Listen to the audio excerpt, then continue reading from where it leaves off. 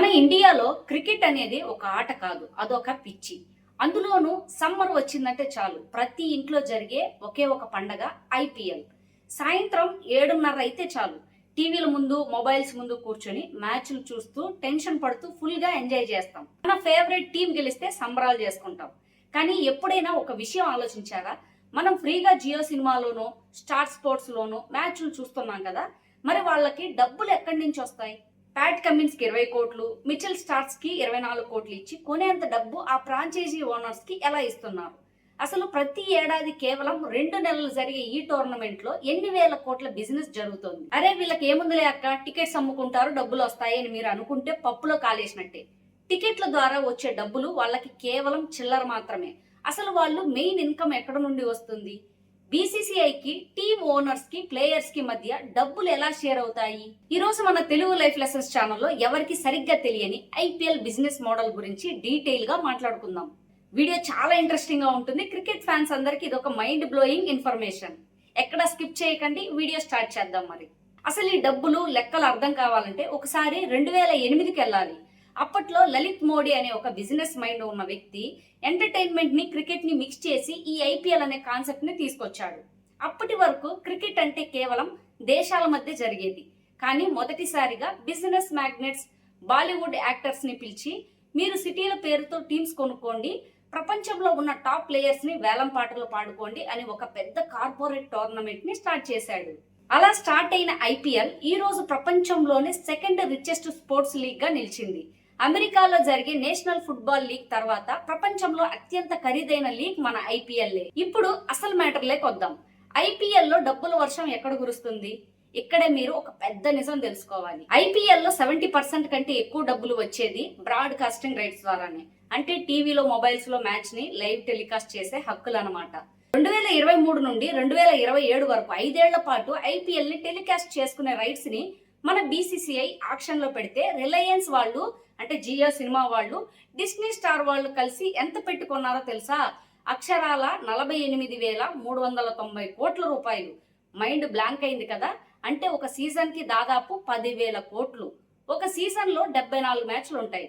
దీని ప్రకారం లెక్కేసుకుంటే ఒక్కొక్క మ్యాచ్ వాల్యూ 118 కోట్ల రూపాయలు. ఇంకా డీప్ గా చెప్పాలంటే టీవీలో లేదా ఫోన్ లో బౌలర్ వేసే పెర్ బాల్ 50 లక్షల రూపాయలు బిజినెస్ జరుగుతుంది. ఇదంతా బ్రాడ్కాస్టర్స్, బీసీఐస్ కి కట్టే డబ్బు. ఇక్కడే మీకు ఒక డౌట్ రావచ్చు, జియో సినిమా వాళ్ళు మనకు ఫ్రీగానే ఐపీఎల్ చూపిస్తున్నారు కదా, మరి వాడికి 24,000 కోట్లు పెట్టి ఆ హక్కులు కొనడం వల్ల లాభం ఏంటి అని. ఇక్కడే ఉంది అసలైన లాజిక్. మీరు మ్యాచ్ చూస్తున్నప్పుడు ప్రతి ఓవర్ కి మధ్యలో యాడ్స్ వస్తాయి కదా, ఆ యాడ్స్ వేయడానికి స్పాన్సర్స్ దగ్గర ఈ బ్రాడ్కాస్టర్స్ 100 కోట్లు వసూలు చేస్తారు. జస్ట్ 10 సెకండ్ల యాడ్ ప్లే అవ్వడానికి ఒక కంపెనీ వాళ్ళు 15 నుండి 20 లక్షల రూపాయలు పే చేయాలి. ఇండియాలో ఐపీఎల్ టైంలో ఒకేసారి కోట్లాది మంది టీవీలు, ఫోన్లు చూస్తూ ఉంటారు. కాబట్టి కంపెనీలు తమ బ్రాండ్స్ ని ప్రమోట్ చేసుకోవడానికి ఎంత డబ్బైనా ఇచ్చి యాడ్స్ వేయించుకుంటారు. Dream11, ఫోన్ పే, విమల్ లాంటి యాడ్స్ మనకి పదే పదే ఎందుకు కనిపిస్తున్నాయో ఇప్పుడు అర్థమైందా? ఆ యాడ్స్ ద్వారానే జియోకి, స్టార్ స్పోర్ట్స్ కి వాళ్లకు పెట్టిన డబ్బుల కంటే డబుల్ ప్రాఫిట్ వస్తుంది. ఈ బ్రాడ్కాస్టింగ్ కాకుండా మరో పెద్ద ఇన్కమ్ సోర్సెస్ స్పాన్సర్షిప్. దీంట్లో 2 రకాలు ఉంటాయి. ఒకటి సెంట్రల్ స్పాన్సర్షిప్, రెండోది లోకల్ స్పాన్సర్షిప్. ముందు సెంట్రల్ స్పాన్సర్షిప్ గురించి మాట్లాడుకుందాం. దీని పేరుకే ఐపీఎల్ కాదు, టాటా ఐపీఎల్. అవును, ఆ టాటా అనే పేరు ఐపీఎల్ ముందు పెట్టుకోవడానికి టాటా గ్రూప్ వాళ్ళు ఏటా కొన్ని 100 కోట్లు బీసీసీఐకి అయితే కడతారు. గ్రౌండ్ లో అంపైర్లు వేసుకునే డ్రెస్సుల దగ్గర నుండి బౌండరీ లైన్ బోర్డులు, స్టంప్స్, టైమ్అవుట్, ఇలా ప్రతి దానికి ఒక బ్రాండ్ స్పాన్సర్ ఉంటుంది. ఇదంతా బీసీసీఐ అకౌంట్ లోకి వెళ్తుంది. ఇక రెండోది లోకల్ స్పాన్సర్షిప్. ఇది డైరెక్ట్ గా టీమ్ ఓనర్స్ కి వెళ్తుంది. ప్లేయర్స్ వేసుకునే జెర్సీని జాగ్రత్తగా గమనించండి. ఛాతి మీద ఒక పెద్ద బ్రాండ్ లోగో, చేతుల మీద వేరే లోగోలు, ట్రాక్ ప్యాంట్ మీద ఇంకో లోగో, హెల్మెట్ మీద మరో లోగో ఉంటాయి కదా. ఈ లోగోలు ఊరికే వేసుకోరు. ప్లేయర్ జెర్సీ మీద ఏ ప్లేస్ లో లోగో ఉండాలి అనే దాన్ని బట్టి రేట్ ఉంటుంది. ఒక సిఎస్కే గానీ లేదంటే ముంబై ఇండియన్స్ గానీ తమ జెర్సీ మీద మెయిన్ లోగో వేసుకోవడానికి ఆ కంపెనీ ద్వారా దాదాపు 50 నుండి 100 కోట్లు ఛార్జ్ చేస్తారు. మనం ముందుగా అనుకున్న టికెట్స్ డబ్బులు కూడా టీమ్స్ కే వెళ్తాయి. ఒక స్టేడియంలో దాదాపు 40,000 మంది కూర్చుంటే సగటున ఒక మ్యాచ్ కి 5 నుండి 10 కోట్ల వరకు టికెట్ల కలెక్షన్ వస్తాయి. అందులో కొంత శాతం ఆ స్టేడియం మెయింటెనెన్స్ చేసే లోకల్ క్రికెట్ అసోసియేషన్ కి ఇచ్చి మిగతాది ఫ్రాంచైజీ ఉంచుకుంటుంది.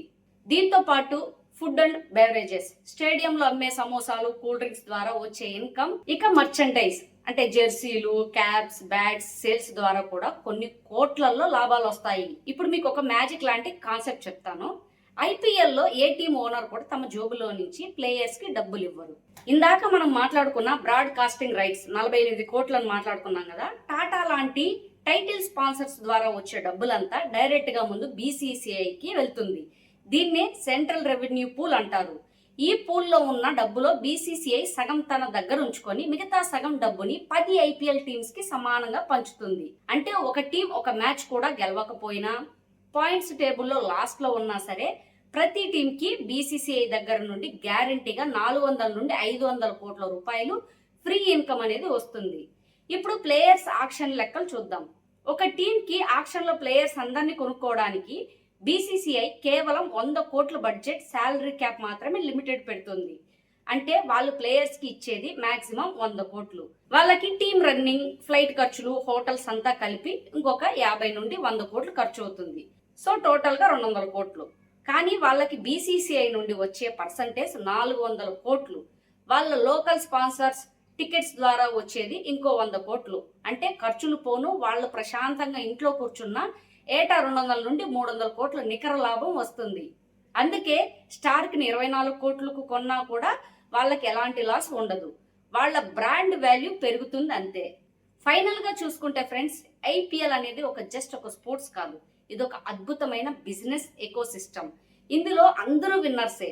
బీసీసీఐ ప్రపంచంలోనే రిచెస్ట్ బోర్డ్ అయిపోయింది.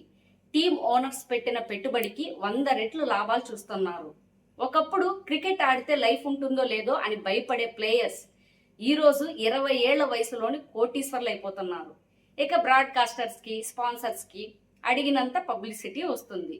ఇంత పవర్ఫుల్ బిజినెస్ మోడల్ మన ఇండియాలో ఉండడం నిజంగా గ్రేట్ కదా. ప్రతి ఏడాది టీవీల ముందు కూర్చొని కేకలు వేసే మనలో ఎంతమందికి ఈ బ్యాక్ ఎండ్ లో జరిగే కోట్ల రూపాయల గేమ్ తెలుసు?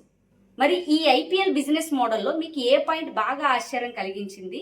48,000 కోట్ల బ్రాడ్కాస్టింగ్ రైట్సా, లేక టీమ్స్ కి ఫ్రీగా వచ్చే 400 కోట్ల రెవెన్యూ షేరింగా? మీ ఒపీనియన్ ని కింద కామెంట్స్ లో ఐపీఎల్ బిజినెస్ అని టైప్ చేసి నాతో షేర్ చేసుకోండి. ఈ వీడియోలోని ఇన్ఫర్మేషన్ మీకు వాల్యుబుల్ అనిపిస్తే వెంటనే ఒక లైక్ కొట్టి, క్రికెట్ పిచ్చి ఉన్న మీ ఫ్రెండ్స్ అండ్ ఫ్యామిలీ వాట్సాప్ గ్రూపుల్లో ఈ వీడియోని ఖచ్చితంగా షేర్ చేయండి. ఇలాంటి మరిన్ని వీడియోస్ కోసం మన తెలుగు లైఫ్ లెసన్స్ ఛానల్ని ఇప్పుడే సబ్స్క్రైబ్ చేసుకొని ఆ పక్కనే ఉన్న గంట సింబల్ని ఆల్లో పెట్టుకోండి. మరొక మంచి వీడియోతో మళ్ళీ కలుద్దాం.